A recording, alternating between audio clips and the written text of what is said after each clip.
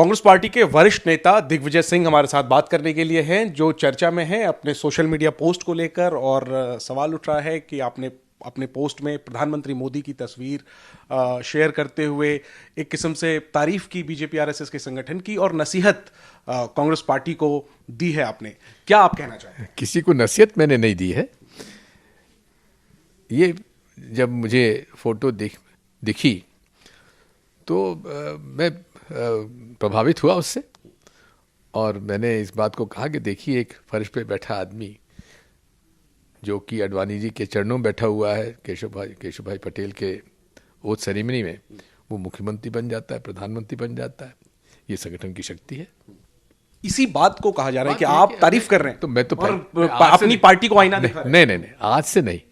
मैं आरएसएस विचारधारा का घोर विरोधी हूं, क्योंकि वो भारतीय संविधान का पालन नहीं करते हैं।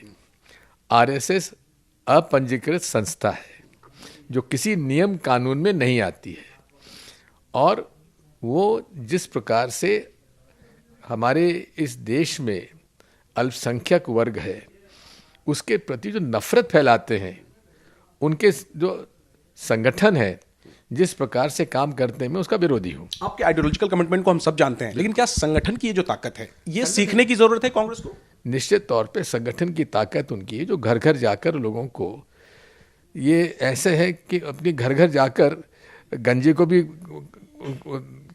हमारे वो जो कौम है, कंगी बेच सकते हैं। इतने होशियार हैं इस मामले में। तो क्या ये फेक न्यूज, अफवाह फैलाना इनके आदत है। तो क्या कांग्रेस को ये होशियारी सीखने की जरूरत है? क्या संगठन उसकी होशियारी, ये फेक न्यूज और झूठ फैलाने की नहीं, लेकिन हाँ, हमें वही तरह का कमिटमेंट चाहिए वर्कर्स में जिस प्रकार का आरएसएस के प्रचारकों में पाया जाता है।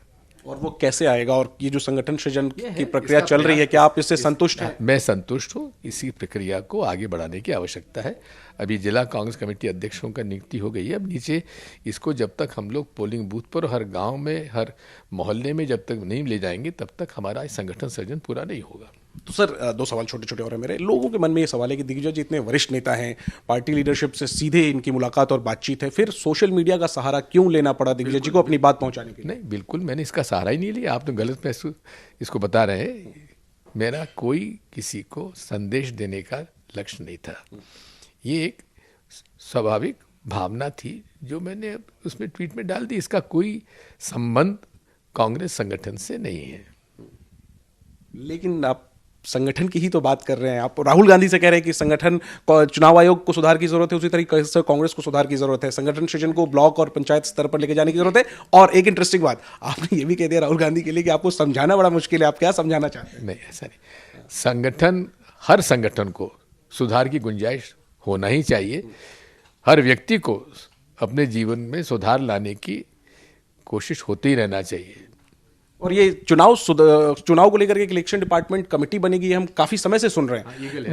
वो ईगल तो सर चुनाव आयोग से कम्युनिकेशन के लिए, एक इलेक्शन डिपार्टमेंट कांग्रेस में बनेगा, ये हम लोग उदयपुर चिंतन शिविर से सुन रहे हैं। वो अभी तक नहीं बना है, और वो शायद मुद्दा आपने सीडब्ल्यूसी में भी उठाया है। खैर, ये तो मुद्दा 2-3 बार उठ चुका है। तो ये क्यों देरी हो रही है सर? और क्यों आपको लगता है कि जरूरी क्यों लगता है? जरूरी तो है, जरूरी है। एक सवाल, लोग मान रहे हैं कि केसी वेणुगोपाल की जो कार्यशैली है उसके कारण ये संगठन में जो ये धीमी स्थिति है, ये जकड़न है, उन सब से आप जैसे वरिष्ठ नेता जो है असंतुष्ट हैं, और आप लोग चाहते हैं कि प्रियंका गांधी को ये रोल मिले। ये माना जाए। आप प्रियंका जी को इसमें क्यों डाल रहे हैं बीच में?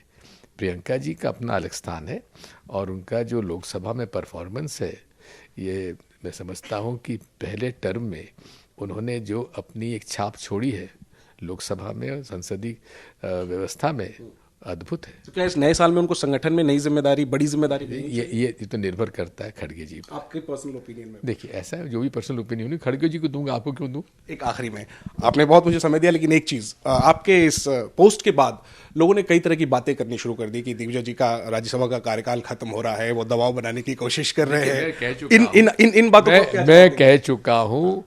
मुझे 2 टर्म मिल गए, और उदयपुर रेजोल्यूशन में ये भी था कि 2 टर्म के बाद तीसरा टर्म नहीं मिलना चाहिए।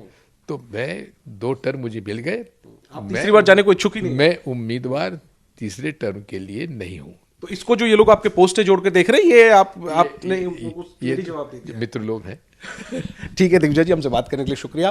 तो जो सबसे बड़ी बात कही जा रही थी लोगों के द्वारा कि भाई वो तीसरे टर्म के लिए दिग्विजय जी दबाव बना रहे हैं, साफ कर दिया एनडीटीवी पर। बड़ी खबर दी है कि तीसरी बार के लिए दिग्विजय सिंह खुद ही अपने आप को रेस से बाहर कर रहे हैं। प्रियंका गांधी के लिए जरूर कह रहे हैं कि उनका परफॉर्मेंस लोकसभा में काफी अच्छा था, जाहिर सी बात है, ये भी एक इंटरेस्टिंग बात है। लेकिन कुल मिलाकर के संगठन को और मजबूती मिले, ये चाहते हैं दिग्विजय सिंह। ये इन्होंने सोशल मीडिया पोस्ट में भी कहा और सीडब्ल्यूसी की मीटिंग में भी उठाया। देखना यही है कि पार्टी के वरिष्ठ नेता दिग्विजय सिंह की बातों को पार्टी आलाकमान कितना तवज्जो देता है और किस तरीके के बदलाव आने वाले दिनों में संगठन में खासतौर पर देखने को मिलते हैं।